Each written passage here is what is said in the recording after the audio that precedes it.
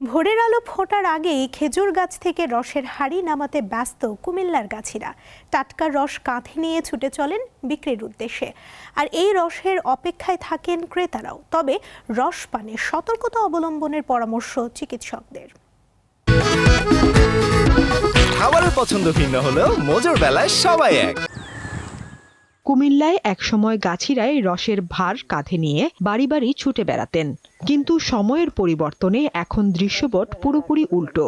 চাহিদা বেড়েছে কয়েক গুণ, অথচ সরবরাহ কম। ফলে গাছিদের সঙ্গে দরদাম করেও কাঙ্ক্ষিত খেজুরের রস পাচ্ছেন না ক্রেতারা। নিপা ভাইরাস থেকে বাঁচতে রস সংগ্রহে নেওয়া হয়েছে বিশেষ সতর্কতা। কাজ কারণ লাগে এটা সারা থাকলে 2 লিটার পড়বে। নেট ব্যবহার করি, সেক্ষেত্রে বাদুর কোনো সুযোগই নাই যে সেটাতে মুখ দিবে বা সেখানে বসবে। ওই রসটা মনে হয় একটু বর্তমান কম নামে। জেলার 17টি উপজেলায় এখনো বেশ কিছু খেজুরের গাছ টিকে আছে। এসব গাছে উৎপাদিত রসের চাহিদাও বেশ। পরিমাণে অল্প হলেও রস পেয়ে খুশি স্থানীয়রা। আমরা ছোটবেলা যখন দেখতাম যে খেজুরের গাছের মধ্যে সর্বপ্রথম শীতের শুরুতে ঘুঁটি লাগায় রস সংগ্রহ করার জন্য, তখন থেকে কিন্তু আসলে কাঁচা রস খাওয়ার একটা আগ্রহ জাগে।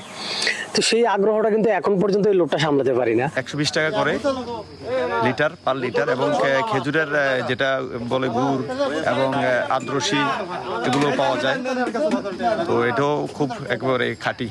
নিপা ভাইরাস থেকে বাঁচতে ফুটিয়ে রস পান করার পরামর্শ দিচ্ছেন চিকিৎসকরা।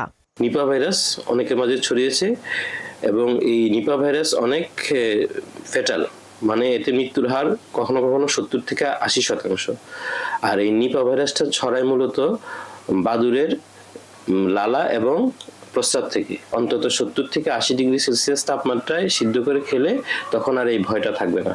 খেজুরের রসে শুধু গুড়ই নয়, বিভিন্ন ধরনের সুস্বাদু পিঠা পায়েসও তৈরি হয়।